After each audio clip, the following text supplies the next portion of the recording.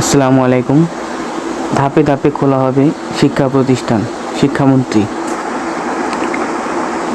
দেখো, এখানে তারা বলে দিয়েছে দেশের শিক্ষা প্রতিষ্ঠানগুলো ধাপে ধাপে খোলা হবে বলে জানিয়েছেন শিক্ষামন্ত্রী মহিবুল হাসান চৌধুরী।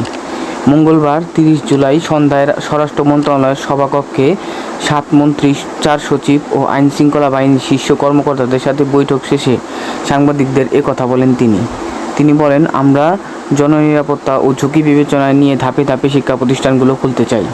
শিক্ষামন্ত্রী বলেন, আমরা এর আগেও বলেছি, যারা নিরাপরাধ শিক্ষার্থী এবং যারা শান্তিপূর্ণভাবে এই আন্দোলনে অংশগ্রহণ করেছে তারা কেউই যাতে কোনো ধরনের প্রশাসনিক হয়রানির শিকার বা আইনি জটিলতায় না পড়েন এই ঘোষণা দিয়েছি। এসব শিক্ষার্থী বা অভিভাবকরা যদি মনে করেন তারা নিরপরাধ, তারা অবশ্যই সেটা নিয়ে আমাদের সাথে যোগাযোগ করতে পারেন। আমরা সরাসরি তাদেরকে সকল ধরনের সহযোগিতা দেব, কিন্তু সুনির্দিষ্টভাবে অবশ্যই সেগুলো বলা প্রয়োজন। মন্ত্রী বলেন, শিক্ষা প্রতিষ্ঠান খোলার প্রশ্নে আমরা বারবার বলছি, সবার আগে জননিরাপত্তার বিষয়টি বিবেচনায় নিয়ে আমরা সকল কর্তৃপক্ষের সাথে আলোচনা করে ধাপে ধাপে শিক্ষা প্রতিষ্ঠানগুলো খুলতে চাই। প্রাথমিক শিক্ষার জন্য আমাদের যে বিদ্যালয়গুলো আছে এবং মাধ্যমিক বিদ্যালয়গুলো আছে সেগুলো নিরাপত্তা ঝুঁকি নিপূরণের মাধ্যমে নির্ধারণ করা হবে। এই মুহূর্তে আমরা প্রতিদিন নিরাপত্তা ঝুঁকি নিপূরণ করছি। এগুলো বিবেচনায় নিয়ে আমরা যথাসময়ে জানাবো। অনলাইনে ক্লাসের শুরুর বিষয়ে শিক্ষামন্ত্রী বলেন, ইন্টারনেট যেহেতু সচল হয়েছে সেহেতু আমরা এই বিষয়টি বিবেচনায় নেব। আমরা বিশ্ববিদ্যালয়গুলোর সাথে ইতিমধ্যে আলোচনা করেছি।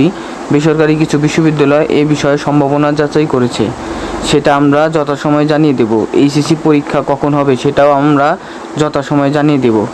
এর আগে দেশের সার্বিক আইনশৃঙ্খলা পরিস্থিতি, কারফিউ, জামায়াত শিবির নিষিদ্ধ, চলমান বৈষম্য বিরোধী কোটা সংস্কার আন্দোলনসহ গুরুত্বপূর্ণ কয়েকটি বিষয়ে সিদ্ধান্ত নিতে আলোচনায় বসে 7 মন্ত্রী, 4 সচিব ও আইনশৃঙ্খলা রক্ষাকারী বাহিনীর প্রধানরা।